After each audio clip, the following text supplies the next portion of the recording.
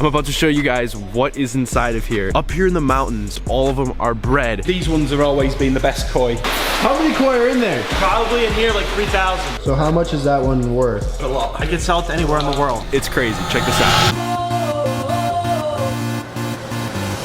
This is so awesome. Brian, where are we right now? We are at Shintaro Koi Farm. They breed Gosanke, so Kawaku, Sanke, and Showa. Really some nice pieces in here. You know what those are? No, I'm learning. I'm a newbie here. You're really gonna learn. I'm coming in knowing not much. The sign, not me, the sign. One of my favorites right here, because I have 18 fish here. Okay. So you're gonna show us your babies?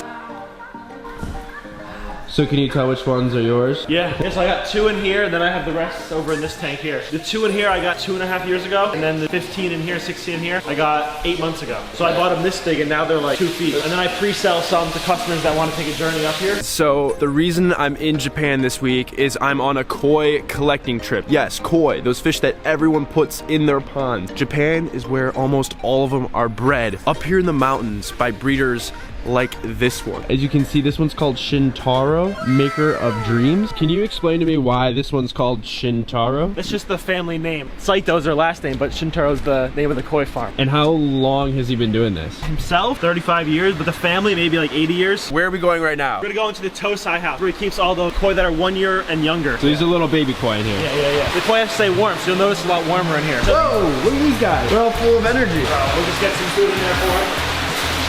How many koi are in there? Probably in here like 3,000. Whoa, look at them, man. It's so cool. Okay, so take me through the process of like what happens here. There's 4 ponds. They're all graded for different selection, different size. So in these houses here, these are the ones that he wants to sell. In the other house, he has the koi that he wants to grow on until next year. So he's already looked at these fish and decided that they're sellable koi, and these aren't koi that he wants to grow on. So people come here, they literally pick them out from the pond and they're like, I want this one, I want that. For this size, you have to buy at least a box. So you'll buy like 40 fish this size. So you need to buy 40 or 50 of these little baby koi at a time to like be able to do it. Yeah. You're a dealer at home, you can buy it from him directly. Can you explain to the viewers like where exactly in Japan are we? We're in the Yamakoshi Mountains, Mushigami, where like koi originated. Pretty interesting place, a lot of history. It's an awesome koi farm here with amazing Gosanke fish. You said where we are, this area is where the very first koi was ever bred? A village maybe 5 minutes from here. Hey, are we gonna be going there later today? Yeah, of course. So we're gonna go to Japanese koi breeders because we never know what's gonna happen. We're just going day to day, hopping around. Maybe we see a truck with water in it, there's new fish going somewhere. You know, we follow the truck, find the fish, and we just go around finding the best fish we can. The point of being here right now is to hunt for the best koi. Yeah, the best koi and the right koi that you want for your pond. Why is right now such a pivotal time in the year? So as winter's coming in Japan, that's when they have to bring all the koi from the mud ponds inside. So the breeders are excited to see the growth and the color that the koi put on out in the mud, then sell the fish, get ready for the next season of breeding. And it's only 6 weeks long. This season, yeah, it's about 6 to 8 weeks long. It's a very small gap for when you have time to come here and pick them out. Yeah. So you own how many fish in here? About 18. You want to explain what that is about? So you bought fish, but you leave them here. Yeah, it's called azukari, right? So we buy a fish that has potential. Azukari means in care of. We leave it here to grow out, and they take care of it, they grow it, and then we see the potential of it. And either I sell it, or I think it's gonna be really good, and then I keep it and grow it again to sell it later on when it's worth more money. Some people invest in Bitcoin, some people invest in stocks. You got real estate. My man Brian here chose koi. Tim, how are these separated? These ones have always been the best koi. A lot of fish in there belong to customers, and the same in that side in there. This side and this side are the best koi. Yeah, definitely. Yeah. What makes them the best koi? Just the fact Just that the they're quality. biggest, or? Yeah. No. Size isn't important. So pick out one in here and explain to the viewers why that one might be considered like a grade A koi. This one there with the black, the heavy black on it. On the back? Yeah. Right here. That's a beautiful. That's just won the first prize at one of the shows. Okay, and so what makes that one special? The body shape, the actual markings, where the pattern is, and the quality of the fish. We bought it when it was this size, and it's doing exactly what we wanted it to do by leaving it here, and it's going out into the mud ponds. Client's very happy with that. Tim, my next question is, where is the breeder? Why is no one in here? Oh, he'll be here soon. He trusts you guys because you own koi in these? Yeah, and I've known him for a long time. Are these ones in a basket like that? Oh, okay, they're sold. Yeah, so somebody came in and bought them the other night. I think they were from Vietnam, and then they'll be just segregating until they're shipped. That's how they get separated. It's like a basket. He's the owner of Shintaro Koi Farm.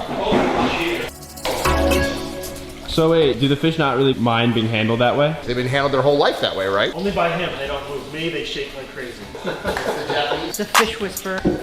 Brian, show me which ones you own and why you're leaving them here to grow out. Because the boss told me to. Now there's 2 in here, and then the rest are over there. Let me see if I can point it out. So that's my koi right there. One right here. That's his fish.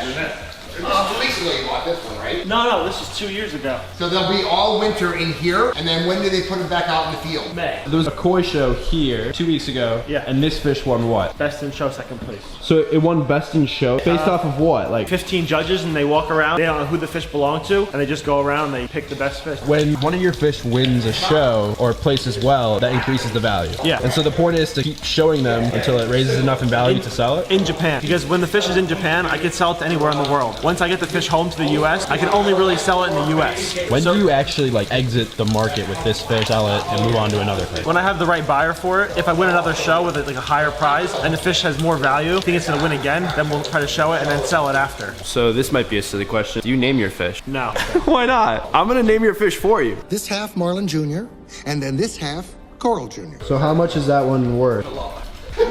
It'd be worth a lot. I don't know exactly, but that's one that's going to develop well. Trade you 2 potato can of beans. So this is pretty crazy. I was just told that the price for one of Shintaro's fish could range anywhere from between 2,000 and 100,000 US dollars. I think each of these big ones 50 pounds? 50-pound koi. You want to bench one of those? His father there on the right, which was Shosuke, who died a couple of years ago, and then when Saito took over from that, he was the first one to breed koi at this farm. So and now his son is in training to take over. In Japan it works that the eldest son takes over everything. So once that happens, then they get everything, and everything gets transferred over, and his father will just become staff. You would be staff, George. Yeah. You would be staff. Yeah. Staff. Hefe. Thank you. Maker of dreams. Dreams do come true. Thank you. Thank you.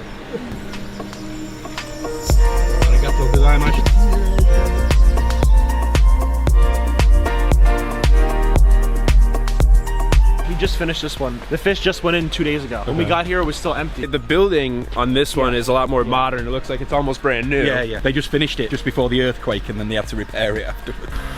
So between all the houses, to prevent disease, there's a foot wash to get in. Just smush our feet around. So from koi house to koi house, we're not going to transfer any koi disease or parasites or anything like that.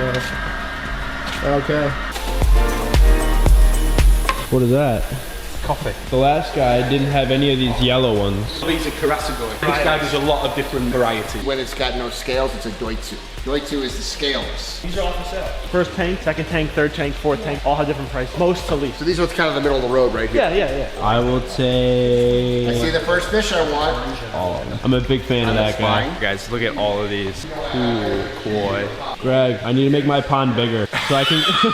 Always. You know what? This is about the maximum size you can fit in your pond. That's what I was thinking too. I was thinking like some of these medium-sized ones maybe. Like that little one. Greg, which ones are you picking out? The Benny Kuru. Oh yeah, what do you that think? Benny. And now Brian. So remember. one. Little guy.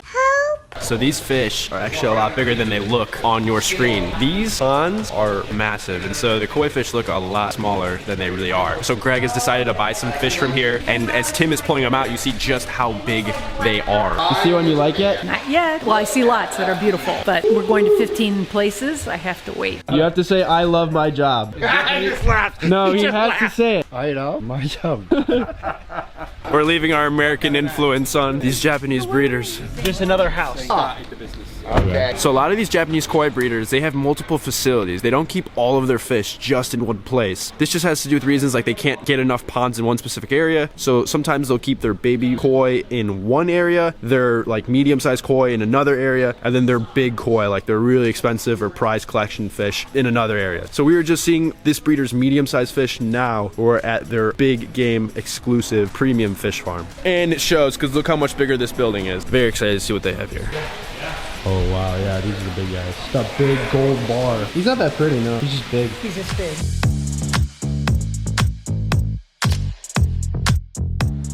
Some of these beasts up. It's like, see the tancho on the asagi? This orange and white one? That's really rare.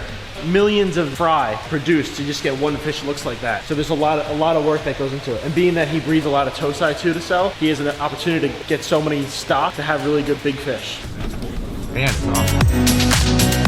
Welcome to my koi house. Everything free today, one day only.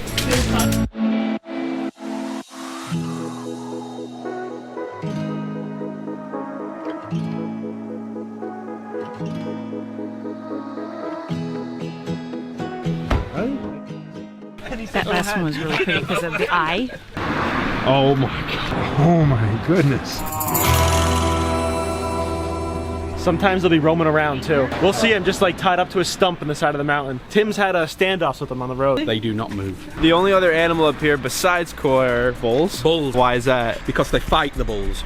It's nothing like gruesome Spanish type of thing. They take these two huge animals and they have a stare out competition, and it's the first one to move. These are like prized possessions, and it's just a good hobby for them. They never get endangered, they're never ever hurt or anything like that. It's just a cool thing. How much do these bulls go for? I would imagine 30 grand, 50 grand, something like that. I don't know, but they are looked after better than anything. Where are we now? We're at Izumiya Koi Farm, and he's famous for the big golden ogons, and he's got some monster stuff in here. And this was probably one of the, well, it was the first retail outlet. What is that? What do you mean when you say Well, the that? first place really where people could stop and just walk into a separate facility instead of people's homes or something like that. These are yellow. Yamaguchi Ogan. Yamabuki Ogan. This is the breeder who breeds the most famous Yamabuki in the world. There you have it, folks. The most Famous Yamabukis in the world. They're like Pokemon, but this is where they're bred. This is actually where they breed Pikachus. They're right here. Look at that, 18-month-old Pikachus. Yeah. So we're here at a breeder now called Izumiya, and look how many vats he has. This is like a massive greenhouse here. And there's some monsters in here. What we got over here? Huge koi. These are massive, yeah. Look at these beasts.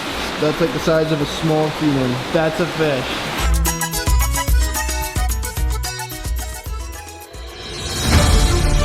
We're the first people to see these fish. He's just world famous. Oh my gosh. Are you kidding me? There'll be koi in here worth $250,000 and upward. The amount of money that they're spending on some of these facilities is absolutely insane. Just wait till we get inside. It's an amazing place. It's unbelievable. In the mystical, magical mountains of Japan, You look around, there's just thousands and thousands of koi here.